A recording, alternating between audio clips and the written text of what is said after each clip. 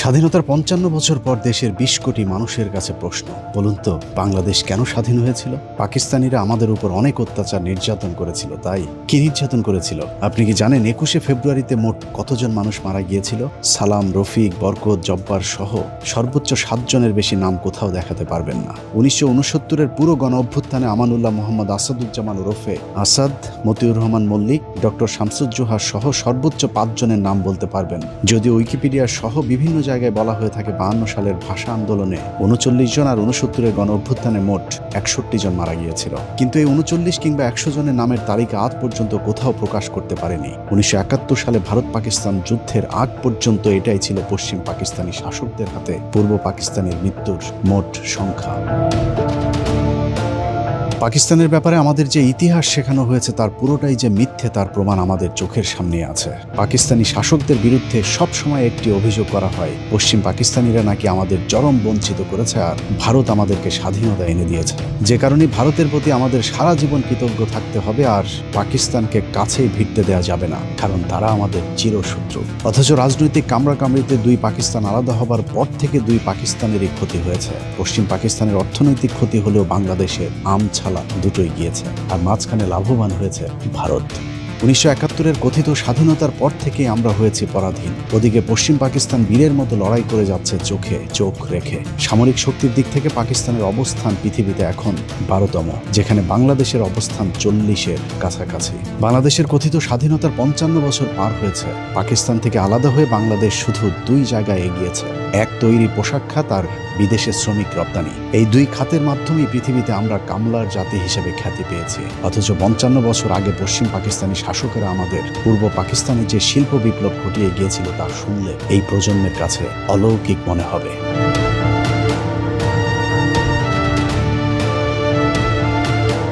পশ্চিম পাকিস্তান ছিল পৃথিবীর প্রাচীন সভ্যতার অগ্রগামী জনপদের একটি। ১৯৪৭ সালে ব্রিটিশরা ভারত ছেড়ে যাবার সময় বাংলাদেশ অর্থাৎ পূর্ব পাকিস্তানে ছিল শুধু একটি বিশ্ববিদ্যালয়, অথচ পশ্চিম পাকিস্তানে তখন ১১টি বিশ্বের বিখ্যাত বিশ্ববিদ্যালয় ছিল। বিদ্যে বুদ্ধি সব দিক থেকে এগিয়ে থেকেও তারা আমাদের অবহেলা করেনি, বরং টেনে তুলে ধরতে চেয়েছিল। যদিও আমাদের চেতনার যাতনা ২৩ বছরের বেশি দুই পাকিস্তানকে একসাথে থাকতে দেয়নি। পাকিস্তানি শাসকেরা ২৩ বছরে আমাদের পূর্ব পাকিস্তানে যে শিল্প বিপ্লব ঘটিয়েছিল তার পরের ৫৫ বছর পাকিস্তানিদের রেখে যাওয়া সেই শিল্প কলকারখানাগুলো শুধু বন্ধই করা হয়েছে। নতুন করে কোনো শিল্প গড়ে তুলতে পারেনি স্বাধীন বাংলাদেশ। অথচ পাকিস্তান আমলে এদেশে ঘটে গিয়েছিল নীরব এক শিল্প বিপ্লব, যে ইতিহাস আমাদের পুরো এক প্রজন্মকে জানতেই দেওয়া হয়নি। বাংলাদেশের পাটকে পাকিস্তান আমলে বলা হতো সোনালী আঁশ, কিন্তু পাটের স্বর্ণযুগ এমনিতেই আসেনি। পাকিস্তানি শাসকদের পরিকল্পনায় বাংলাদেশে গড়ে তোলা হয়েছিল আদমজি জুট মিল। শুনলে অবাক হবে, নারায়ণগঞ্জ শহরে অবস্থিত আদমজি জুট মিলটি তৎকালীন পৃথিবীর বৃহত্তম পাটকল ছিল।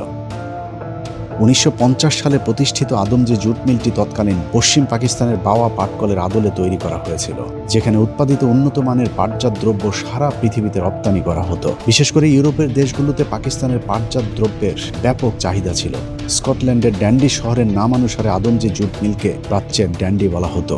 সেই প্রতিষ্ঠিত শিল্পটি কথিত দেশ স্বাধীন হবার পর শেখ মুজিবের পরিবারের লুটপাটে ধ্বংস হয়ে গিয়েছে। বাংলাদেশ বর্তমানে শতভাগ কাগজ আমদানি করলেও ৫৫ বছর আগে আমরা কাগজ রপ্তানি করতাম। ১৯৫৩ সালে পাকিস্তান শিল্প উন্নয়ন সংস্থা রাঙামাটি জেলার কাপ্তাই উপজেলার চন্দ্রঘোনায় কর্ণফুলী পেপার মিল প্রতিষ্ঠা করে। তৎকালীন সময়ে এশিয়ার সর্ববৃহৎ কাগজ প্রস্তুতকারক প্রতিষ্ঠান ছিল এটি, যেখানে মোট ৩০,০০০ শ্রমিক কাজ করত। ১৯৫৯ সালে খুলনার খালিশপুরে খুলনা নিউজপ্রিন্ট মিলস লিমিটেড প্রতিষ্ঠা করে পাকিস্তান সরকার। দেশের সর্ববৃহৎ এই নিউজপ্রিন্ট কাগজ মিলটিতে বছরে ৫০,০০০ মেট্রিক টন কাগজ উৎপাদিত হতো। দেশ স্বাধীন হবার পর সেই মিলটিও বন্ধ করে দেওয়া হয়। এছাড়া ১৯৫০ সালে ঢাকা জুট মিলস, একই বছরে খুলনা জুট মিলস, ১৯৫৩ সালে চট্টগ্রামের আমিন জুট মিলস এবং কর্ণফুলী রেয়ন মিল, চন্দ্রঘোনা পেপার মিল, প্রগতি ইন্ডাস্ট্রিজ, ইস্পাহানি কটন মিলস এবং ১৯৬৮ সালে বাংলাদেশের একমাত্র তেল শোধনাগার ইস্টার্ন রিফাইনারিও বাংলাদেশের উপর নির্যাতনকারী পশ্চিম পাকিস্তানিরাই তৈরি করেছিল। ৫৫ বছরে আর একটিও তেল শোধনাগার তৈরি করতে পারেনি কথিত স্বাধীন দেশের সরকার। পূর্ব পাকিস্তানের বিদ্যুতের চাহিদা পূরণে কাপ্তাই জলবিদ্যুৎ, কর্ণফুলী বিদ্যুৎ উৎপাদন কেন্দ্র, শাহজিবাজার বিদ্যুৎ উৎপাদন কেন্দ্র, আশুগঞ্জ বিদ্যুৎ উৎপাদন কেন্দ্র প্রতিষ্ঠান করে পাকিস্তান সরকার। পূর্ব পাকিস্তান এক মহাশিল্প বিপ্লবের দিকে এগিয়ে যাচ্ছিল। শিল্পায়নে লক্ষ্যে east Pakistan industries development corporation প্রতিষ্ঠা করা হয়। চট্টগ্রাম বন্দরটি মোঘল আমলে কার্যক্রম চালু হলেও এর মূল অবকাঠামো এবং আধুনিকায়নের কাজ করে পাকিস্তান সরকার। 1960 সালে চট্টগ্রাম বন্দর কমিশনারকে চট্টগ্রাম বন্দর ট্রাস্ট হিসাবে মর্যাদা দেওয়া হয়। এছাড়া মংলা সমুদ্র বন্দর, Gazipur machine tools factory, Gazipur সমরাস্ত্র কারখানা, তেজগাঁ শিল্প এলাকা, হাজারীবাগ ট্যানারি শিল্পাঞ্চল, খুলনার খালিশপুর শিল্প এলাকা, চিটাগাং ড্রাই ডক সবই করেছিল আমাদের উপর নির্যাতনকারী পশ্চিমা শাসক গোষ্ঠী। অনেক চেতনাধারীরা আবার বলে থাকে পূর্ব পাকিস্তানের মিল কল কারখানায় উপার্জিত অর্থ নাকি পশ্চিম পাকিস্তানিরা সব নিয়ে যেত, কিন্তু পূর্ব পাকিস্তানের কোনো উন্নয়ন তারা করতো না। চলুন পশ্চিম পাকিস্তানিরা এদেশের মানুষের কল্যাণে কতটা আন্তরিক ছিল সেটা একটু দেখা যাক। প্রথমে শিক্ষা থেকে শুরু করা যাক। দেশের সর্বোচ্চ বিদ্যাপীঠ ঢাকা বিশ্ববিদ্যালয় ব্রিটিশ আমলে প্রতিষ্ঠা লাভ করলেও এর বেশিরভাগ সম্প্রসারণ হয়েছে পাকিস্তান আমলে। শিক্ষার মানের দিক থেকে ঢাকা বিশ্ববিদ্যালয় ছিল পৃথিবীর 100 বিশ্ববিদ্যালয়ের তালিকায়, যে কারণে পাকিস্তান আমলে ঢাকা বিশ্ববিদ্যালয়কে বলা হতো প্রাচ্যের অক্সফোর্ড। কথিত স্বাধীনতার পর পাকিস্তানের চিহ্ন মুছে ফেলার সাথে সাথে বিশ্ববিদ্যালয়ের নাম ডাকও মুছে ফেলা হয়েছে। এক সময়ের 100 বিশ্ববিদ্যালয়ের তালিকায় থাকা প্রতিষ্ঠানটি এখন 1000-এর তালিকাতেও নেই। ঢাকা বিশ্ববিদ্যালয় প্রতিষ্ঠায় যারা গুরুত্বপূর্ণ ভূমিকা রেখেছিলেন তাদের মধ্যে অন্যতম মোহাম্মদ আলী জিন্নাহ। তার ব্যাপক অবদানের কারণে ঢাকা বিশ্ববিদ্যালয়ের একটি হলের নাম রাখা হয়েছিল জিন্নাহ হল। অথচ ঢাকা বিশ্ববিদ্যালয় প্রতিষ্ঠার বিরোধিতা করা রবীন্দ্রনাথকে পুজো করে সেই জিন্নাহকে বানানো হয়েছে ভিলেন। এমনকি মোহাম্মদ আলী জিন্নাহর হলটির নাম পরিবর্তন করে 1971 সালে সূর্য সেন হল রাখা হয়েছে। যদিও রবীন্দ্রনাথের মতো সূর্য সেনও আজীবন পূর্ব বাংলার মুসলমানদের বিরোধিতা করেছিলেন। পাকিস্তানের বিখ্যাত কবি আল্লামা ইকবালের নামে 1957 সালে ইকবাল হল স্থাপিত হয়। 1972 সালে ওই হলের নাম পরিবর্তন করে সার্জেন্ট জহুরুল হলের নামে নামকরণ করা হয়। অথচ এই জহুরুল হক ছিল ভারতীয় গোয়েন্দা সংস্থার একজন চর। শেখ মুজিবের সাথে আগরতলা ষড়যন্ত্র মামলার আসামিও ছিল এই ভারতীয় এজেন্ট জহিরুল হক। এভাবে বিশ্ববিদ্যালয়ের সর্ববৃহৎ হল মহসিন হল সহ বেশিরভাগ অবকাঠামো প্রতিষ্ঠিত হয় পাকিস্তান আমলে। ঢাকা বিশ্ববিদ্যালয়ের পাকিস্তান আমলে কতটা জৌলুস ছিল তার প্রমাণ স্যার পিজে হাট ইন্টারন্যাশনাল হল প্রতিষ্ঠা। ঢাকা বিশ্ববিদ্যালয়ে পাকিস্তান আমলে এত বেশি বিদেশি শিক্ষার্থী আসতে শুরু করেছিল, তাদের আবাসনের জন্য একটি হল নির্মাণের প্রয়োজনীয়তা দেখা দেয়, যে কারণে 1966 সালে ইন্টারন্যাশনাল হোস্টেল নামে আলাদা একটি ছাত্রাবাস করা হয়েছিল। স্বাধীনতার পর আওয়ামী লীগ হোস্টেলটির নাম স্যার পিজে হাট ইন্টারন্যাশনাল নামকরণ করে। ঢাকা বিশ্ববিদ্যালয়ের আদলে 1953 সালে রাজশাহী বিশ্ববিদ্যালয়, 1966 সালে চট্টগ্রাম বিশ্ববিদ্যালয় এবং 1970 সালে জাহাঙ্গীরনগর বিশ্ববিদ্যালয় প্রতিষ্ঠা করে পাকিস্তান সরকার। পূর্ব পাকিস্তান কৃষি বিশ্ববিদ্যালয়ের নামে বর্তমান বাংলাদেশ কৃষি বিশ্ববিদ্যালয়টি 1961 সালে পাকিস্তান সরকার প্রতিষ্ঠা করেছিল। বাংলাদেশের সর্বোচ্চ মেধাবীদের বিদ্যাপীঠ বাংলাদেশ প্রকৌশল বিশ্ববিদ্যালয় বুয়েট 1962 সালে পাকিস্তান সরকার প্রতিষ্ঠিত করে। যে সমমানের কোনো প্রতিষ্ঠান বাংলাদেশ 55 বছরে প্রতিষ্ঠা করতে পারেনি, বরং দিন দিন বুয়েট সহ ঢাকা বিশ্ববিদ্যালয়ের মান নষ্ট করা হয়েছে। মাত্র 23 বছরে পাকিস্তান মোট 4টি প্রকৌশল বিশ্ববিদ্যালয় প্রতিষ্ঠা করেছে, যেখানে 55 বছরে বাংলাদেশ সরকার করেছে মাত্র একটি।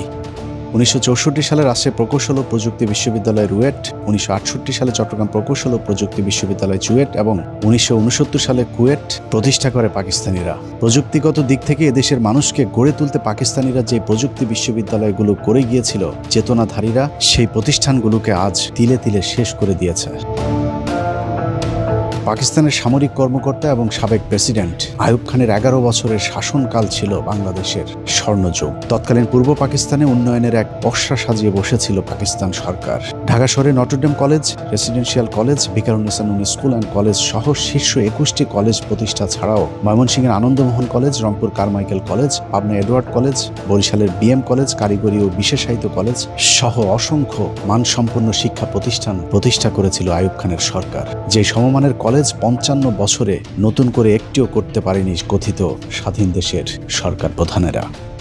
কারিগরি শিক্ষার মান উন্নয়নে তৎকালীন পাকিস্তান সরকার 1955 সালে ঢাকা পলিটেকনিক ইনস্টিটিউট, 1962 সালে চট্টগ্রাম পলিটেকনিক সহ মোট 17টি পলিটেকনিক ইনস্টিটিউট প্রতিষ্ঠা করেছিল। পাকিস্তান সরকারের দেখানো পথ ধরে পরবর্তীতে বাংলাদেশ সরকার 55 বছরে 32টি পলিটেকনিক ইনস্টিটিউট প্রতিষ্ঠা করে, কিন্তু এগুলো পাকিস্তানের প্রতিষ্ঠিত পলিটেকনিকগুলোর মানের ধারে কাছেও যেতে পারেনি। এছাড়া teachers training college, college of home economics, শারীরিক শিক্ষা কলেজ, সার্ভে ইনস্টিটিউট সহ কারিগরি শিক্ষার সবগুলো শিক্ষা প্রতিষ্ঠানই 60-এর দশকে আইয়ুব খানের শাসন আমলে প্রতিষ্ঠিত। বর্তমান বাংলাদেশ টেক্সটাইল বিশ্ববিদ্যালয় বুটেক্সের পূর্ব নাম ছিল ইস্ট পাকিস্তান টেক্সটাইল ইনস্টিটিউট, যা 1955 সালে পাকিস্তান আমলে প্রতিষ্ঠা করা হয়। ঢাকা আণবিক শক্তি কেন্দ্র, বাংলাদেশ কৃষি গবেষণা ইনস্টিটিউট, কৃষি বিশ্ববিদ্যালয় Mymensingh, ICDDRB forest research institute, jute research institute এবং চট্টগ্রাম কারিগরি প্রশিক্ষণ কেন্দ্র চালু করে হানাদার পাকিস্তানি সরকার। ব্রিটিশদের 200 বছরের শাসন আমলে বাংলাদেশে শুধুমাত্র একটি মেডিকেল কলেজ প্রতিষ্ঠিত করেছিল ব্রিটিশ সরকার, যেটি বর্তমান ঢাকা মেডিকেল কলেজ হাসপাতাল। যদিও সে সময় এর কার্যক্রম ছিল অত্যন্ত সীমিত। পাকিস্তানের 23 বছরে পূর্ব পাকিস্তানের নাগরিকদের জন্য চিকিৎসা সেবায় ব্যাপক কর্মসূচি হাতে নিয়েছিল পাকিস্তান সরকার, যাদের অক্লান্ত পরিশ্রমে ঢাকা মেডিকেলের বর্তমান আধুনিক রূপ দেওয়া হয়। তাদের মধ্যে বেশিরভাগই পাকিস্তানি চিকিৎসাবিদ। এসব চিকিৎসকদের মধ্যে উল্লেখযোগ্য ফরেন্সিক মেডিসিনে doctor M Hossain, neurologist Muzaffar Khan, pharmacology বিভাগের প্রফেসর আলতাফ আহমেদ, প্যাথোলজি বিভাগে প্রফেসর আনোয়ার আলী এবং ডাক্তার কাজী আব্দুল খালেক, স্ত্রীরোগ ও প্রসূতিবিদ্যায় প্রফেসর হাবিবউদ্দিন আহমেদ ও প্রফেসর হুমায়া সাইদ, মেডিসিন বিভাগে অধ্যাপক নোয়াব আলী ও প্রফেসর মোহাম্মদ ইব্রাহিম, সার্জারি বিভাগে লেফটেন্যান্ট কর্নেল গিয়াসউদ্দিন এবং প্রফেসর আমির উদ্দিন প্রমুখ, যাদের সকলেই পাকিস্তানি চিকিৎসক ছিলেন।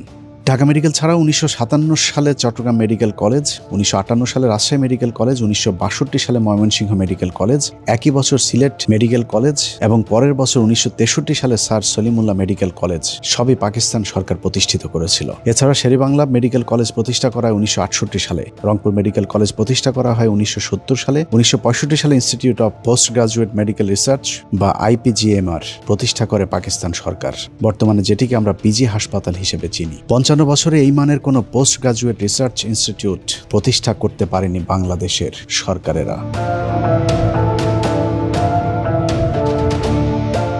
কম্বাইন্ড মিলিটারি হসপিটাল বা CMH হাসপাতালের পূর্ব নাম ছিল পাকিস্তানের প্রেসিডেন্ট ইস্কান্দার মির্জা হাসপাতাল নামে। একইভাবে চট্টগ্রাম, বগুড়া, যশোর, কুমিল্লা, সিলেট, সাভার, ঘাটাইল, চট্টগ্রাম সহ সবখানেই নাম পরিবর্তন করে CMH রাখা হয়েছে, কিন্তু এর আসল কারিগর ছিল পাকিস্তান সরকার।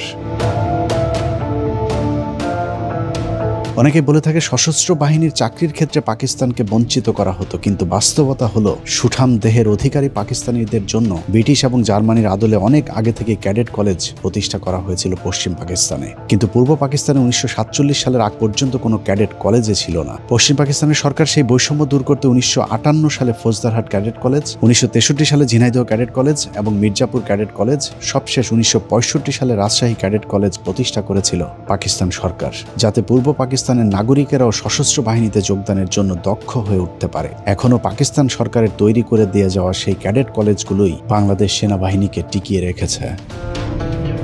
এছাড়া দক্ষ নৌবাহিনী গড়ে তোলার লক্ষ্যে 1962 সালে প্রতিষ্ঠা করা হয় দ্য মার্কেন্টাইল মেরিন একাডেমি, বর্তমানে যার নাম বাংলাদেশ মেরিন একাডেমি। সেটি এখন পর্যন্ত দেশের নৌবাহিনীর প্রধান শক্তির উৎস। বাংলাদেশকে একটি আধুনিক ও শিল্পোন্নত পরিকল্পিত দেশ হিসেবে গড়ে তুলতে পাকিস্তান সরকার যা যা করা প্রয়োজন সবই শুরু করেছিল। ঢাকা শহরের গুলশান, বনানী, ধানমন্ডির মতো পরিকল্পিত আবাসিক এলাকাগুলো পাকিস্তান সরকারের পরিকল্পনায় করা। সম্প্রতি পূর্বাচল ও বসুন্ধরা আবাসিক এলাকা ছাড়া 71-এর পর এদেশের সরকার কোনো পরিকল্পিত আবাসন গড়ে তুলতে পারেনি। অবকাঠামোগত দিক থেকে বাংলাদেশের স্বর্ণযুগ ছিল পাকিস্তান আমল। ঢাকা চট্টগ্রাম, ঢাকা রাজশাহী, ঢাকা সিলেট, ঢাকা খুলনা সহ দেশের প্রায় সবকটি মহাসড়ক পাকিস্তান আমলে নির্মাণ করা হয়েছিল। এছাড়াও দেশের গুরুত্বপূর্ণ প্রায় সকল অবকাঠামোগুলো পাকিস্তান সরকারের করা। যেমন 1968 সালে চালু করা হয় কমলাপুর স্টেশন, যা তৎকালীন পৃথিবীর অন্যতম নির্মাণ শৈলীর একটি। শাসন ব্যবস্থায় সমতার লক্ষ্যে পাকিস্তান সরকার 1961 সালে জাতীয় সংসদ ভবনের নির্মাণ শুরু করে, যা এখনও আধুনিক স্থাপত্য হিসেবে বিবেচিত হয়। এছাড়া বায়তুল মোকাররম, ইসলামিক একাডেমি বা বর্তমান ইসলামিক ফাউন্ডেশন, মিরপুর চিড়িয়াখানা, কুর্মিটোলা বিমানবন্দর, বাংলা একাডেমি, রামপুরা টেলিভিশন ভবন, ঢাকা স্টেডিয়াম, ঢাকা জাদুঘর, হোটেল ইন্টারকন্টিনেন্টাল সহ বেশিরভাগ প্রতিষ্ঠানগুলো পাকিস্তান সরকারের হাত ধরে প্রতিষ্ঠিত। কথিত স্বাধীনতার পর শেখ পরিবার আর আওয়ামী লীগের দলীয়করণ আর লুটপাটে নতুন কোনো প্রতিষ্ঠান গড়তে পারেনি, বরং পাকিস্তানে রেখে যাওয়া প্রতিষ্ঠানগুলোকে ধ্বংস করে দেওয়া হয়েছে দিন দিন। বাংলাদেশ বেতার 1939 সালে ব্রিটিশ আমলে প্রতিষ্ঠিত হলেও রাজশাহী, চট্টগ্রাম, খুলনা, রংপুর, সিলেট বেতার কেন্দ্র প্রতিষ্ঠা করে পাকিস্তান সরকার। ঢাকা নিউ মার্কেট সহ সারা দেশের জেলা ও বিভাগীয় শহরগুলোতে নিউ মার্কেট গড়ে তোলার পরিকল্পনাও পাকিস্তান সরকারের। 1971-এর পর গেল 55 বছরে বাংলাদেশে যত উন্নয়ন হয়েছে, দুই পাকিস্তান একসাথে থাকলে এসব উন্নয়ন আরো 50 বছর আগে হতো। বাংলাদেশের মানুষের কাছে রূপপুর পারমাণবিক বিদ্যুৎ কেন্দ্র নতুন বিষয়, কিন্তু জেনে অবাক হবেন রূপপুর পারমাণবিক বিদ্যুৎ কেন্দ্রের কাজ শুরু হয়েছিল 1961 সালে। সম্ভাব্য জায়গা হিসেবে রূপপুরে নির্ধারিত হয়েছিল বিদ্যুৎ কেন্দ্রটি। সেই লক্ষ্যে মার্কিন সরকারের কাছ থেকে অর্থ এবং প্রকল্প রক্ষণাবেক্ষণের জন্য প্রায় 200 কর্মকর্তাকে বিদেশে প্রশিক্ষণের জন্য পাঠানো হয়েছিল। এছাড়া 90-এর দশকে উদ্বোধন হওয়া যমুনা সেতুর প্রস্তাবও 1966 সালের অধিবেশনে পাশ করা হয়েছিল। পাকিস্তান সরকারের এসব কর্মকাণ্ড এখনও উইকিপিডিয়াতে দলিল হিসেবে রয়েছে। শুধু অবকাঠামোগত উন্নয়ন নয়, বাংলাদেশের সব অর্জনের গোড়াপত্তন হয়েছিল পাকিস্তান আমলে। আর কথিত স্বাধীনতার মধ্য দিয়ে আমরা সব হারিয়েছি। এ ধরুন 60-70-এর দশকে পশ্চিম পাকিস্তানিরা পূর্ব পাকিস্তানের ফুটবল আর ক্রিকেটে যে উন্নয়ন করে দিয়ে গিয়েছিল, তারই ধারাবাহিকতায় 80-90-এর দশক পর্যন্ত চলেছে বাংলাদেশ। 90-এর দশক পর্যন্ত ফুটবলের যে জনপ্রিয়তা ছিল, সেই ধারাবাহিকতা রক্ষা করতে পারলে বাংলাদেশ এখন হয়তো বিশ্বকাপের মঞ্চে খেলত। তৎকালীন সময়ে আবাহনী মোহামেডান ফাইনাল খেলাকে কেন্দ্র করে সরকারি ছুটি পর্যন্ত দিতে বাধ্য হয়েছিল তখনকার সরকার। অনেকেই বলে থাকেন পূর্ব পাকিস্তানিদের নাকি তেমন পাত্তা দিত না পশ্চিম পাকিস্তানিরা, অথচ 1970 সালেও যুক্ত পাকিস্তান ফুটবল দলের অধিনায়ক ছিলেন বর্তমান সংসদের মাননীয় স্পিকার মেজর হাফিজউদ্দিন আহমেদ। ফুটবলের সেই সোনালি সময় এখন আর নেই। 1997 সালে কেনিয়ার সাথে নাটকীয়ভাবে আইসিসির সেই ম্যাচ না জিতলে ক্রিকেটেও হয়তো বাংলাদেশ একদিন হারিয়ে যেত। অথচ ক্রিকেটের উন্নয়নও সেই পাকিস্তানের হাত ধরেই শুরু হয়েছিল। বাংলাদেশের জীবন্ত কিংবদন্তি রাকিবুল হাসান সহ যেসব তারকাদের হাত ধরে বাংলাদেশ ক্রিকেট উঠে দাঁড়িয়েছিল, তারা সবাই পাকিস্তান জাতীয় ক্রিকেট দলের সদস্য। তাদের কারণে আমরা আজ বিশ্ব ক্রিকেটের শক্তিশালী দল হিসেবে পরিচিতি পেয়েছি।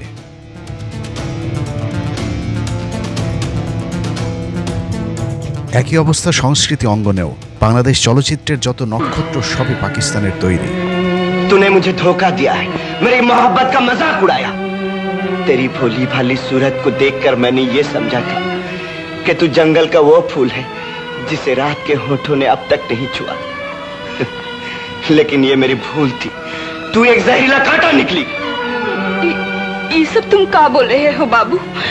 मैं तो कुछ नहीं समझी। क्यों कर समझेगी? तूने ना कहा था कि हम पहाड़न जब किसी को मन देते हैं तो फिर कभी वापस नहीं लेते। রাজ্জাক, শাবানা থেকে শুরু করে ববিতা, রুনা লায়লা, সাবিনা ইয়াসমিন সকলেই পাকিস্তান আমলে উঠে আসা শিল্পী।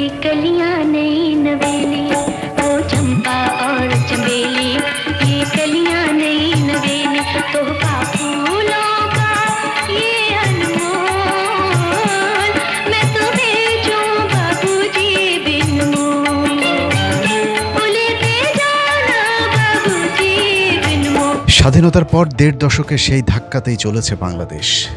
কথিত স্বাধীনতার মাধ্যমে আমরা পেয়েছি জাহেদ খান আর মমতাজদের মতো শিল্পী। বাংলাদেশের পাকিস্তান আমলে পাওয়া সব অর্জন ধ্বংস করে বাংলাদেশের মানুষ এখন পুরোপুরি ভারতের সংস্কৃতি নির্ভর হয়ে উঠেছে।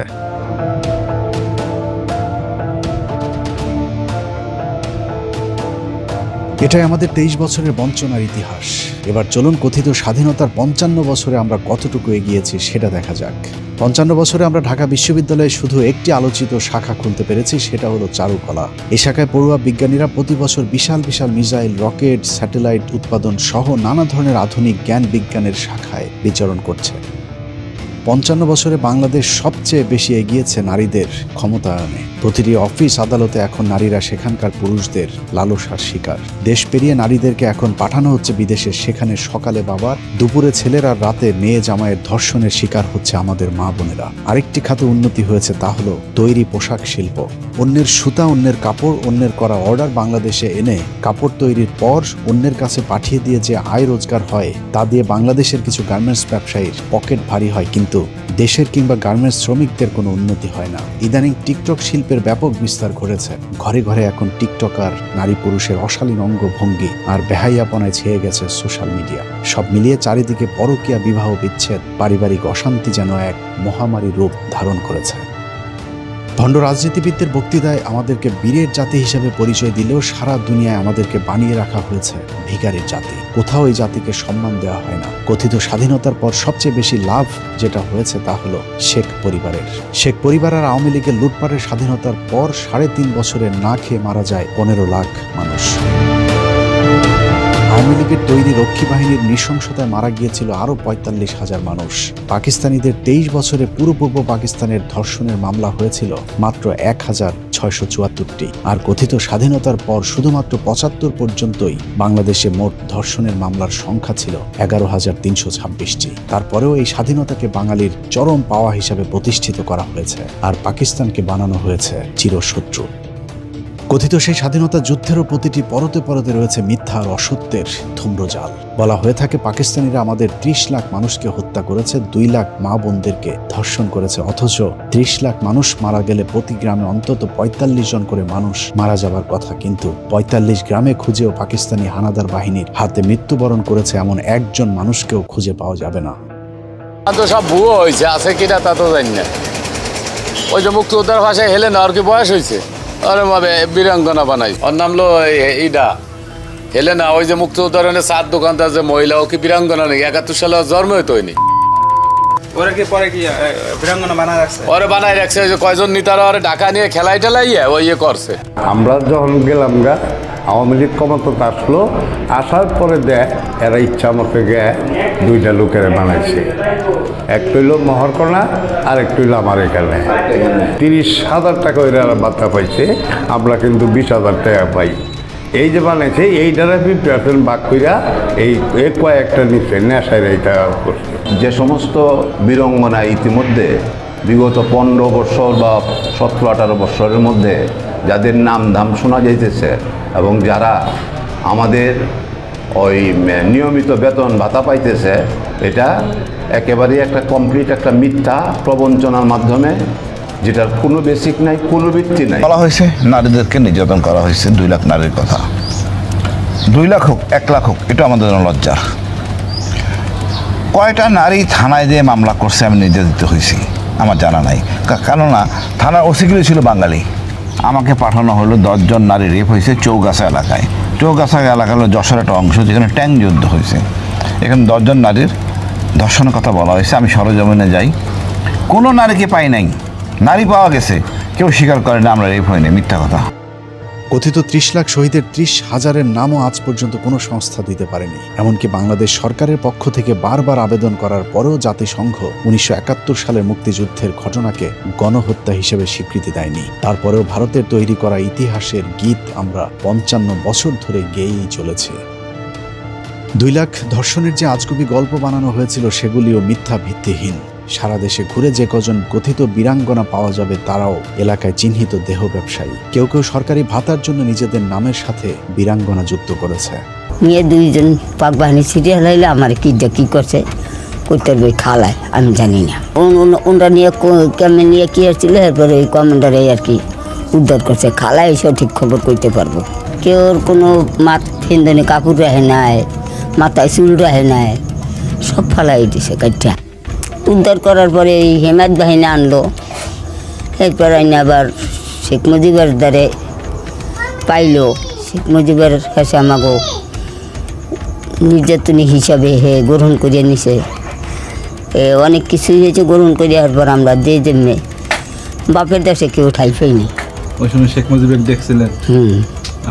হ্যাঁ, শেখ মুজিবের দেখিনি। তাই যুদ্ধের সময় মুজিবের সাথে কোথায় দেখা হচ্ছিল আপনাদের? গোপালগঞ্জে?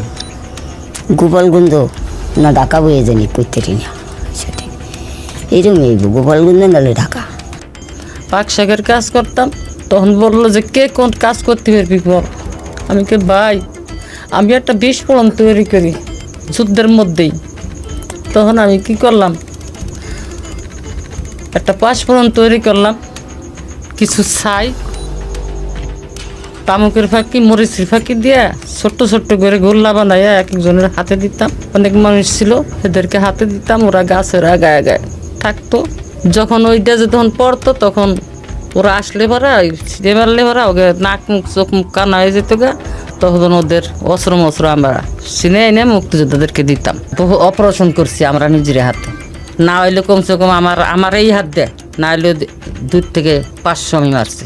আমি 11 জনের জীবিত অবস্থায় তাদের পুরুষঙ্গ কেটে লেছিলাম কাশি দিয়া, বব কাশি দিয়ে